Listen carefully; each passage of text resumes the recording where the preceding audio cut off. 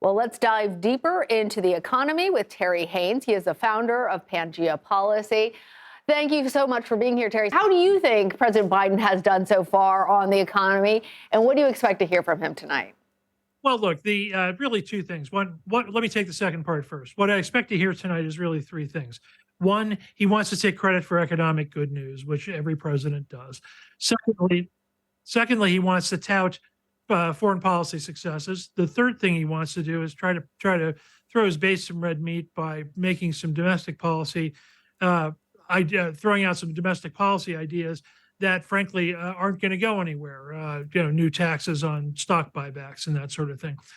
So he'll want to do all three of those, and so that's where I start. Part of the reason he'll have a strong message when taking credit for the economy is we've had, several good jobs reports now, unemployment at kind of record lows, at least for some decades. Inflation seems to be cooling.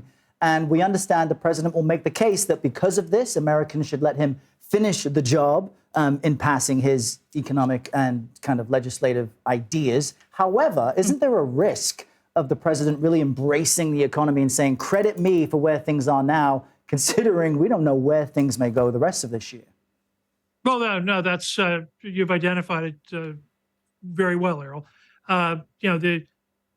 The president isn't solely responsible for the economy at all, and the president spent a good part of the last 6 months saying that tackling inflation was the Federal Reserve's job. Well, the Federal Reserve is starting to have some results on that, and Chairman Powell just spent an hour talking about that recently in what was the main market event of the day. And but nonetheless, he'll want to take credit for Biden will want to take credit for good things happening. That's true. And at the same time, though, you grab too tightly, then and things start to go south again. Then all you're doing is reminding people that that you might not have been responsible for so many good things after all. So there are risks that are attached to that sort of embrace. Yes. Terry, let's talk about the markets. Investors are watching the debt ceiling negotiations, and that definitely could have an impact on the markets. What do we expect to hear from President Biden about those negotiations or lack of negotiations tonight? Well, the president, I'm sure, will make a pitch that the debt ceiling has to be raised, that the full faith and credit of the United States government and world markets is and has to be sacrosanct, both of which are true. He will likely also quote Chairman Powell today, who reiterated, as he said last week, that market reaction, should there not be some sort of a debt ceiling raise, would be a very bad one. And people shouldn't be looking to the Fed to try to pull everybody out of that.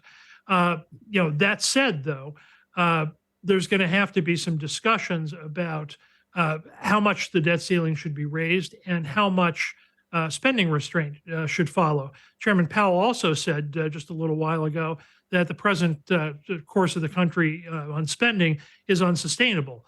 So what you're going to end up with, I think, is largely a centrist-driven compromise on both sides of the political aisle that try to put together some spending restraint at the same time that the current obligations of the country are honored and satisfied.